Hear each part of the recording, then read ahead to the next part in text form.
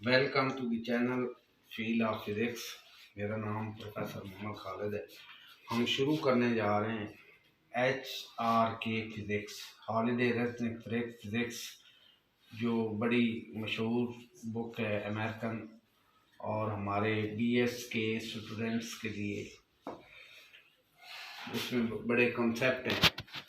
इसका chapter number 6, force and friction. Basically हम solve कर रहे हैं न्यूमेरिकल प्रॉब्लम, लेकिन न्यूमेरिकल प्रॉब्लम के साथ साथ थ्योरी जितनी मुमकिन हो सकेगी वो भी बताई जाएगी। तो आपको पता है कि जब किसी बॉडी पे फोर्स लगती है तो उस पर एक्सेलरेशन प्रोड्यूस होता है, फोर्स की डायरेक्शन में एक्सेलरेशन, और बॉडी स्टार्ट करता है, मोशन स्टार्ट करता है। विदाउट फोर्स मोशन स्टार्ट नहीं होती, और मोशन होती है, हम अगर मैकेनिक्स की बात करें, किसी फ्लोर पे, ग्राउंड पे, किसी फ्रेम ऑफ रेफरेंस के हवाले से, किसी कोई फ्रेम ऑफ रेफरेंस है उसमें किसी फ्लोर पे कोई बॉडी जो है मूव करता है। अब कांटेक्ट फोर्स आती है एक फोर्स और फ्लोर के दरमियान। ये फोर्स लग रही है किसी बॉडी पे, लेट के ये एक बॉडी है, इस पे फोर्स लग रही है, ये फोर्स का कंसेप्ट है। आप इस पे फोर्स लगाएंगे तो इसी डायरेक्शन में ये मूव करेगा। आपने कोई फोर्स, हॉरिजॉन्टल फोर्स इस बॉडी में लगाई है, और ये बॉडी एक ऐसी, ये एक सरफेस पे है।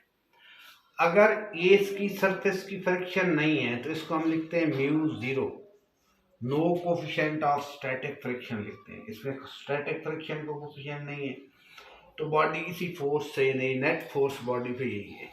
लेकिन इसके बरक्स अगर बॉडी रफ हो, अगर आपकी बॉडी जो है जिस पे आपका सरफेस जो है वो रफ हो, रफ सरफेस पे फ्रिक्शन होती है, और फ्रिक्शन एक ऐसी फोर्स है कि it opposes relative motion.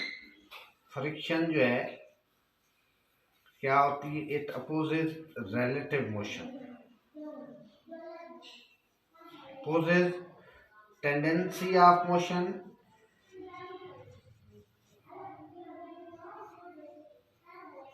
Tendency of motion और रिलेटिव मोशन। ये टेंडेंसी ऑफ मोशन को भी अपोज करेगी फ्रिक्शन, रिलेटिव मोशन को भी अपोज करेगी। फ्रिक्शन की आगे दो टाइप्स हैं, एक है स्टैटिक फ्रिक्शन। स्टैटिक फ्रिक्शन एक बॉडी की, जब बॉडी अभी चला नहीं है, आप उसको चलाने की कोशिश करते हैं, बॉडी पे फोर्स अप्लाई करते हैं, तो बॉडी को चलने में जो अपोजिशन आती है due to roughness of the surface, surface की रफनेस की वजह से बॉडी के चलने में जो रुकावट पेश आती है, तो वो फ्रिक्शनल फोर्स है। और ये फ्रिक्शनल फोर्स जो होती है always act along the surface. जिस सरफेस पे बॉडी स्लाइड कर रहा है, जिस सरफेस पे बॉडी मूव कर रहा है, उसकी अलोंग ये जो है ये फ्रिक्शनल फोर्स एक्ट करती है। एक इसकी टाइप है स्टैटिक फ्रिक्शन, दूसरी इसकी टाइप है kinetic friction, that is kinetic friction. तो बॉडी को स्टार्ट करने के लिए we need static friction start के लिए, ठीक है। और बॉडी जब मूविंग हो उसके लिए होती है काइनेटिक फ्रिक्शन, और ये कांस्टेंट है, इसकी वैल्यू जो है ये कांस्टेंट है। और ये आपकी स्टैटिक फ्रिक्शन जो है ये वेरिएबल है, वेरिएबल बल्कि सेल्फ एडजस्टिंग फोर्स है। वेरिएबल और सेल्फ एडजस्टिंग फोर्स है ये, यानी ये अपनी वैल्यू जो है ये खुद एडजस्ट करती है, सेल्फ एडजस्टिंग फोर्स है, that is self adjusting force. अब स्टैटिक फ्रिक्शन कब अप्लाई होती है, जब आप बॉडी को मूव करते हैं किसी डायरेक्शन में, जिस डायरेक्शन में आप फोर्स लगा रहे हैं, अप्लाइड फोर्स है, उसके बिल्कुल अपोजिट डायरेक्शन में, अगर फॉर एग्जांपल इस बॉडी है, इस पे आप इस डायरेक्शन में राइट साइड पे फोर्स लगा रहे हैं, तो friction will act in the opposite direction this. और ये कैसी फ्रिक्शन होगी, ये स्टैटिक फ्रिक्शन होगी।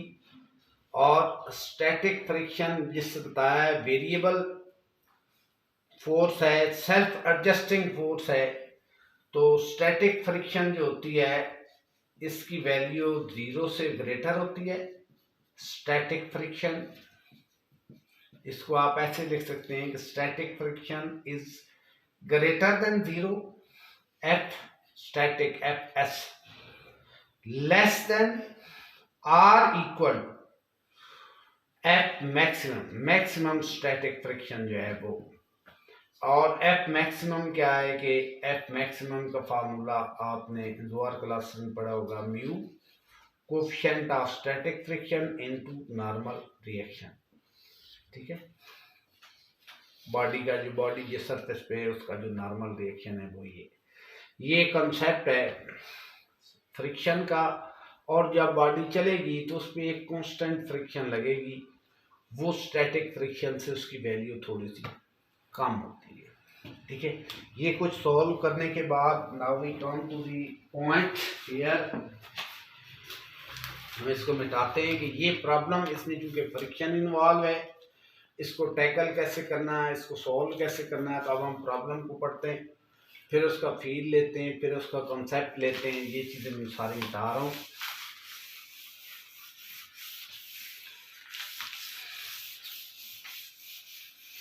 इसको पढ़ते हैं। The floor of rail road flat car is loaded with a loose crates having coefficient of static friction 0.25 with the floor. If the train is initially moving at a speed of 48 km per hour, in how short a distance can the train be stopped at constant acceleration without causing the crate to slide over the floor? ये जो है एक train जो है, train flat car, उसका डब्बा, ये उसका बॉक्स है, ये फ्लैट कार है ट्रेन का। इट इज मूविंग, मूव कर रही। जब बॉडी मूव कर रही होती है तो स्टैटिक फ्रिक्शन नहीं होती, उसकी काइनेटिक फ्रिक्शन है। लेकिन इसमें जिक्र नहीं है कि काइनेटिक फ्रिक्शन की क्या वैल्यू है। इट इज मूविंग और मूव कर रही है। उसकी जो इनिशियल वेलोसिटी है वो है 48 किलोमीटर पर आवर, 48 किलोमीटर फी घंटा की रफ्तार से ये ट्रेन मूव कर रही है। इस ट्रेन के कैबन में, ये फ्लैट कार के कैबन में एक क्रेट पड़ा हुआ है जिसका मैस लेट हम कर लेते हैं एम। अब आपको पता है कि जब बॉडी कांस्टेंट वेलोसिटी से मूव करती है तो वो सारा सिस्टम जो है वो इक्विलिब्रियम पोजीशन में होता है, नेट फोर्सेस 0 होते हैं, बॉडी अपनी पोजीशन चेंज नहीं करता। तो जब तक ट्रेन 48 किलोमीटर पर आवर से मूव कर रही है तो ये क्रेट जो है अपनी जगह पे रहेगा। अब क्या हुआ कि गाड़ी को स्टॉप किया गया है, गाड़ी को रोका गया है, कांस्टेंट एक्सेलरेशन के साथ गाड़ी को रोका गया है, गाड़ी को स्टॉप किया गया है कांस्टेंट एक्सेलरेशन के साथ। अब गाड़ी का जो फ्लैट कार का ये डब्बा था, ये पहले इनर्शियल फ्रेम ऑफ रेफरेंस था, अब ये non inertial frame of reference हो गया। इनर्शियल फ्रेम से नॉन, अब इस पे एक्सेलरेशन एक्ट करेगा। अब आप देखते हैं कि जब चलती हुई गाड़ी को ब्रेक लगती है, जब चलती हुई गाड़ी को चीज़ें फॉरवर्ड डायरेक्शन में मूव करती हैं, तो ये ब्लॉक आगे की डायरेक्शन में मूव करेगा। इस पे आगे की जानिब जो एक्सेलरेशन ए से जो उस कार का है F is equal to M A, इस पे एक फोर्स लगेगी। अगर हमारा ऑब्जर्वर इस फ्लैट कार के अंदर है, उसके लिए ये फ्लैट कार का जो ये पोर्शन है, ये बॉक्स है, उसके लिए इनर्शियल फ्रेम है। ठीक है, उसके लिए ये इनर्शियल फ्रेम ऑफ रेफरेंस, तो वहां पे सूडो फोर्स का कॉन्सेप्ट आएगा। ठीक है, अब ये हमारे लिए नॉन इनर्शियल फ्रेम है। अदरवाइज आप किसी ऑब्जर्वर को इसके इनसाइड बिठा दें तो उसके लिए ये इनर्शियल फ्रेम ऑफ रेफरेंस है। और इनर्शियल फ्रेम ऑफ रेफरेंस में आपको पता है कि न्यूटन लॉज ऑफ मोशन जो हैं वैलिड होते हैं, लेकिन वहाँ पे सीडो फोर्स का कॉन्सेप्ट आता है। जिस डायरेक्शन में फोर्स लगी है उसकी अपोजिट एक डायरेक्शन में फोर्स जो है वो ऑब्जर्वर लगा देगा और प्रॉब्लम को सॉल्व कर लेगा। बहरहाल हम देखते हैं कि जब आप कोई गाड़ी चलती हुई जा रही है और वो स्टॉप होती है, रुकने लगती है, तो चीज़ें आगे की तरफ खिसकती हैं। अब ये फॉरवर्ड डायरेक्शन में मूव करेगा, ये करेक्ट फॉरवर्ड डायरेक्शन में मूव करेगा with force F is equal to M A acceleration है उस फ्लैट कार का, रेल का जो स्टॉप होने जा रही है with uniform acceleration, constant acceleration है। अब इस पे फ्रिक्शन फोर्स लगेगी पीछे की तरफ, ये रोकती है, अपोजेस द रिलेटिव मोशन या टेंडेंसी ऑफ मोशन। ये फ्रिक्शन होगी स्टैटिक एफएस, स्टैटिक फ्रिक्शन पीछे की तरफ इसकी तरफ लगेगी। और ये अगर बॉडी रेस्ट पे, वो कहते हैं कि the crate to slide over the floor, यानी इतना एक्सेलरेशन ट्रेन के अंदर, स्टॉपिंग एक्सेलरेशन, नेगेटिव एक्सेलरेशन इतना होता है कि ये फ्लोर पहले भी रेस्ट पे था, अब भी रेस्ट पे, यानी ये अगेन इक्विलिब्रियम में।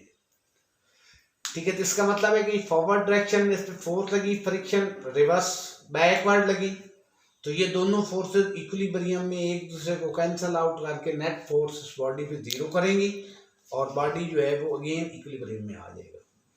ये और ये जो एक्सेलरेशन है ये उस कैरी का है, फ्लैट कार का है, ट्रेन का है, जिसकी इनिशियल वेलोसिटी ये। अब पूछा हमसे क्या गया है कि कितने डिस्टेंस तक कार स्टॉप हो जाती है, ये इसकी इनिशियल वेलोसिटी जब स्टॉप हो जाएगी, after some time the car stop हो जाएगी, तो उसकी फाइनल वेलोसिटी जो है वो आपको पता है जीरो हो जाएगी। तो हमने एक्चुअली इसमें डिस्टेंस फाइंड करना है। कंसेप्ट काइनेमेटिक्स के भी हैं कि आपका जो एक्सेलरेशन है ये कांस्टेंट है, आप जिस एक्सेलरेशन से जो ट्रेन के फ्लैट कार जो है वो मूव कर रही है ट्रेन की, वो कांस्टेंट एक्सेलरेशन है। तो काइनेमेटिक्स के इक्वेशन यूज करके वी की ये वैल्यू है 48 किलोमीटर पर आवर, इसको हम मीटर पर सेकंड में कन्वर्ट कर लेंगे ऐसा यूनिट में। फाइनल कार ट्रेन स्टॉप होगी, उसकी फाइनल वेलोसिटी जीरो है, डिस्टेंस ट्रेवल्ड हमने बता देना। ठीक है, पहले इस पे आते हैं कि हमारे पास ये एफ एस, और ये एफ एस की मैक्सिमम वैल्यू क्या होती है। F S maximum value, F S maximum value जो इसकी होती है वो म्यू इनटू एन, और यहाँ पे म्यू की वैल्यू दी गई है कोफिशिएंट ऑफ स्टैटिक फ्रिक्शन 0.25। अब इस बॉडी का एफईडी बनाएं। एफईडी होता है फ्री बॉडी डायग्राम, कि आप जो बॉडी कंसिडर कर रहे हो ना, उस पे आपने शो करना है कि कितनी फोर्सेस, सारी फोर्सेस उस बॉडी पे कितनी एक्ट कर रही है। ठीक है, तो इसको पॉइंट डॉट से रिप्रेजेंट करते हैं। तो आप देख रहे हैं कि बॉडी का एक तो वेट होगा, अगर इसका मास m है तो इसका एक वेट होगा mg, that is acting toward the centre of earth. और बॉडी चूंकि फ्लोर पे है, floor exact normal reaction in upward direction n, that is normal reaction.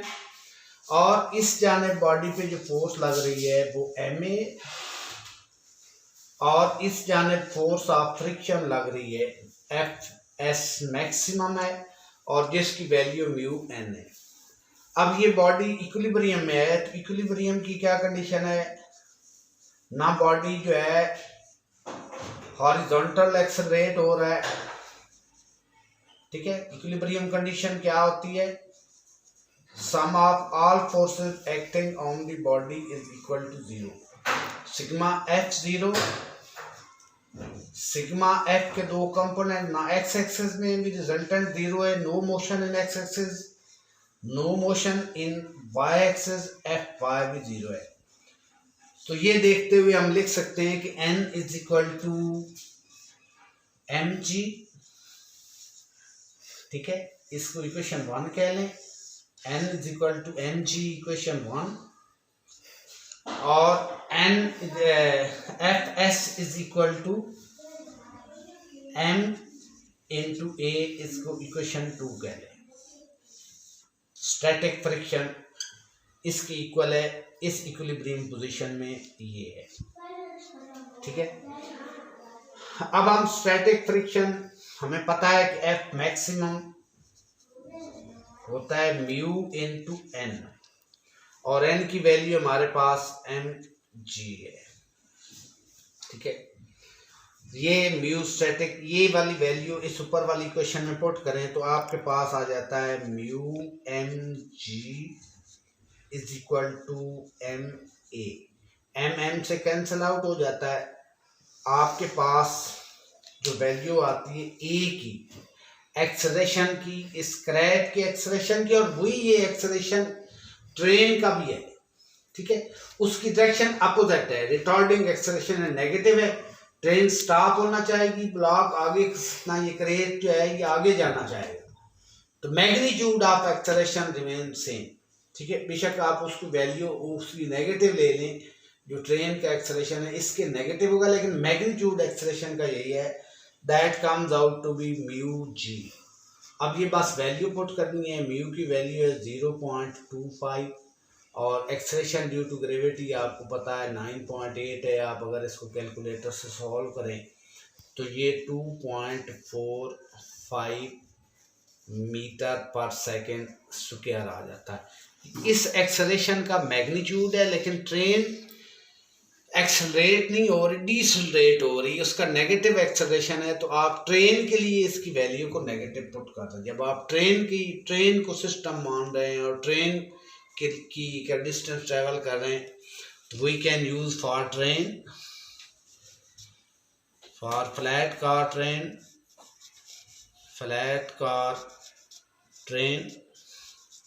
Retarded motion है तो आप ए को वहाँ पे नेगेटिव ले सकते हैं, -2.45 मीटर पर सेकेंड स्क्वायर। अब बस प्रॉब्लम जो है वो सॉल्व होने वाला है। आपकी यूनिफॉर्मली एक्सेलरेटेड मोशन है, ये कांस्टेंट एक्सेलरेशन है। यूनिफॉर्मली एक्सेलरेटेड जब मोशन होती है, यूनिफॉर्मली एक्सेलरेटेड मोशन के लिए हम इक्वेशन ऑफ काइनेमैटिक्स यूज कर सकते हैं। यूनिफॉर्मली एक्सेलरेटेड मोशन के लिए we can use equation of kinematics.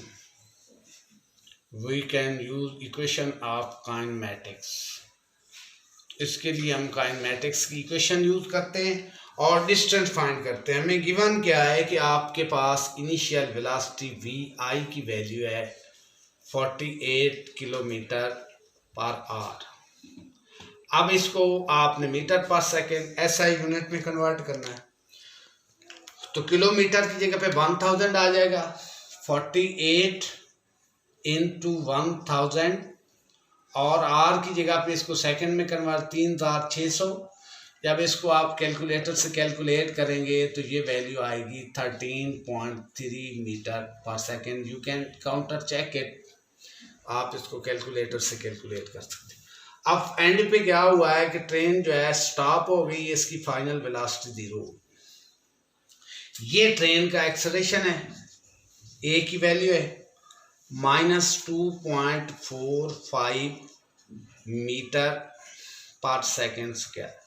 अब थर्ड इक्वेशन आप मोशन काइनेमैटिक्स की लगा दें कि आपकी बॉडी जो है वो यूनिफॉर्मली एक्सेलरेट हो रही है, तो you can put third equation of motion kinematics, 2as is equal to vf square minus vi square। vf को 0 पुट कर दे तो आपके पास 2as is equal to 0 minus vi square है। पता a भी नेगेटिव है, इसको आप लिख सकते हैं -2as is equal to -vi का स्क्वायर। तो ये नेगेटिव साइन दोनों साइडों से कैंसिल। हमने डिस्टेंस फाइंड करना है, तो s की वैल्यू आ जाती है vi square over 2a vi square. अब a का मैग्नीट्यूड आएगा, vi की वैल्यू हम फाइंड कर चुके हैं 13.3 का स्क्वायर, 13.3 इसका स्क्वायर इंटू 2a।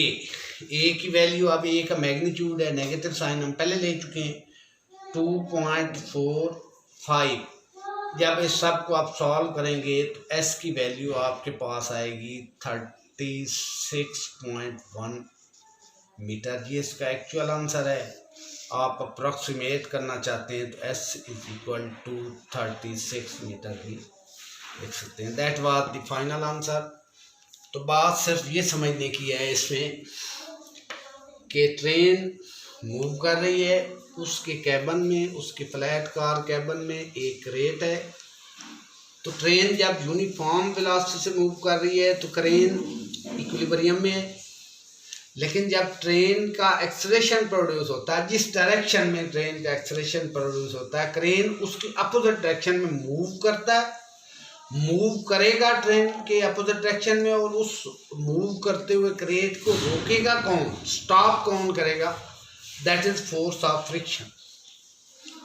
तो फोर्स ऑफ फ्रिक्शन अगर इसकी इक्वल हो जाएगी तो crane can not slide over the floor.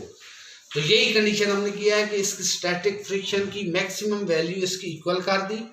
यहाँ से हमने ए की वैल्यू फाइंड आउट कर ली और हमने कहा कि यही एक्सेलरेशन का मैग्नीट्यूड है उस ट्रेन का, जो ट्रेन चल रही थी अब स्टॉप होने जा रही, उस ट्रेन का यही मैग्नीट्यूड एक्सेलरेशन का। डायरेक्शन नेगेटिव है, यानी डायरेक्शन बैकवर्ड इसकी अपोजिट है। तो ए की वैल्यू हमने यहाँ से फाइंड की, इसके साथ नेगेटिव साइन पुट कर दिया फ्लैट कार ट्रेन के लिए। अब दिया गया ये इनिशियल वेलोसिटी है, उसको मीटर पर सेकंड में कन्वर्ट कर लिया। Finally train stop, final velocity उसकी 0 हो गई।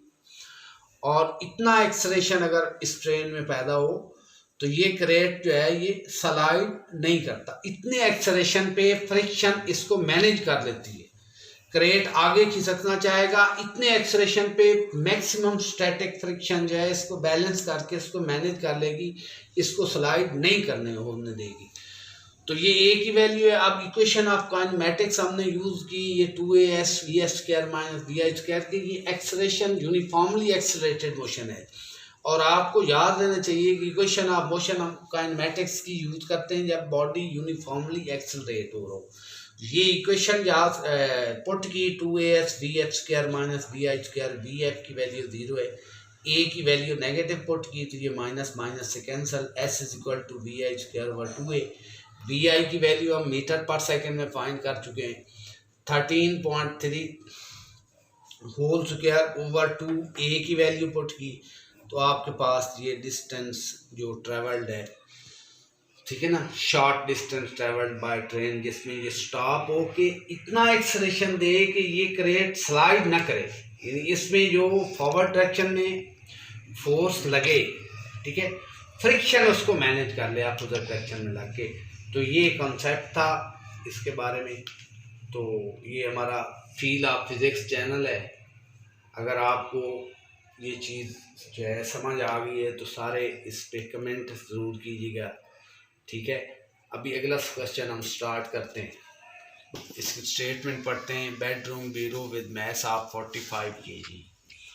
तो ये एक बेडरूम ब्यूरो है, ये एक फ्लोर पे बेडरूम ब्यूरो, ये इसको एक ब्लॉक की तरह भी आप ड्रॉ कर सकते हैं। प्रॉब्लम बेसिकली मसला है प्रॉब्लम को सिंप्लीफाई करना, और इसमें फिजिक्स क्या है वो 45 kg, उसमें including dryer and clothing, rest on floor, ये फ्लोर पे रेस्ट कर रहा है, और फ्लोर और इस क्रेट इसके दरमियान ब्यूरो के दरमियान जो कोफिशिएंट ऑफ स्टैटिक फ्रिक्शन है म्यू एस की वैल्यू दी गई है 0.45, ठीक है। 0.45 coefficient of static friction is 0.45। What is the magnitude of minimum horizontal force? कोई बंदा इसको ड्रैग करना चाहे तो उसको कितनी फोर्स एक्स एक्सिस में मिनिमम रिक्वायर्ड है अप्लाई करे और ये ड्रैग हो जाए। What is the magnitude of minimum horizontal force that person must apply to start the bureau movement? यानी कितनी फोर्स वो मिनिमम लगाएगी ये ड्रैग हो जाए। क्योंकि ये फ्रिक्शन रफ है, रफ फ्रिक्शन पे रफ सरफेस है, फ्रिक्शन एक्ट करती है, कोफिशिएंट है, तो हमें इसकी स्टैटिक फ्रिक्शन की वैल्यू फाइंड करनी पड़ेगी। और मैक्सिमम स्टैटिक फ्रिक्शन की वैल्यू फाइंड करनी पड़ेगी। उसकी वजह ये है कि ये आपकी फोर्स मिनिमम फ्रिक्शन मैक्सिमम से ग्रेटर होगी तो तब ब्लॉक मूव करेगा। कंडीशन क्या है कि एफ स्टैटिक, इसमें क्या है कि एफ स्टैटिक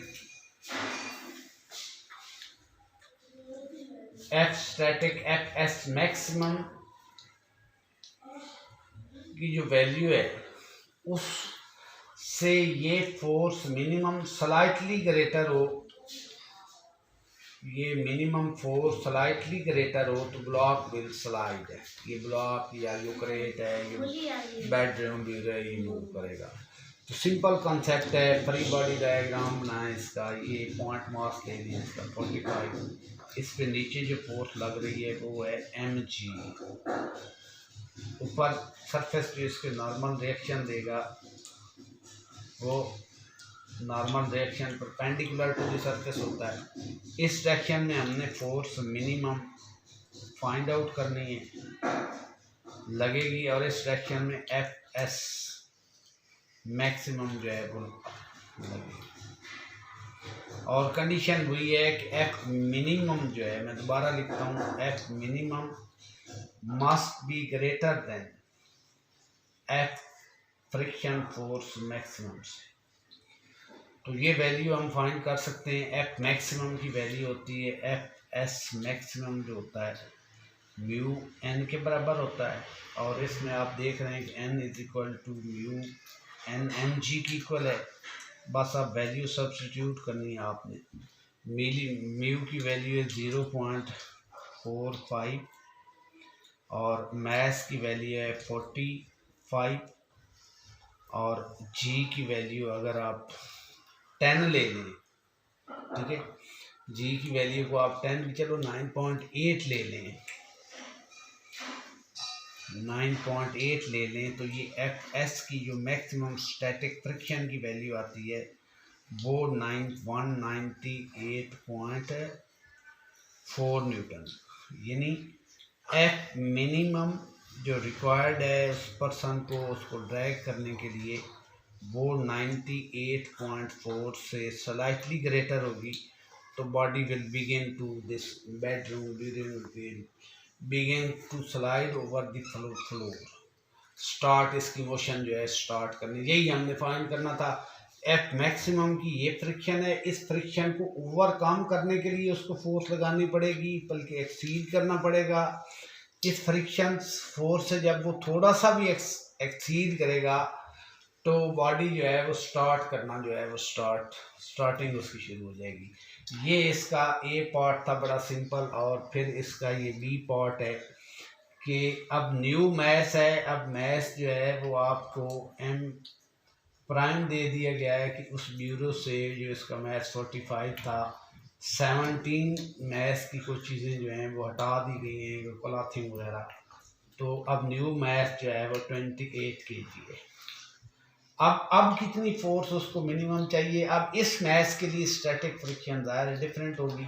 अब इस मैथ के लिए F dash maximum mu M dash G आपने फाइंड आउट करनी है। अब बस वैल्यू पुट करनी है 0.45 एम 28 इंटू जी जो है 9.8, और ये आपके पास आएगा 124.5 न्यूटन।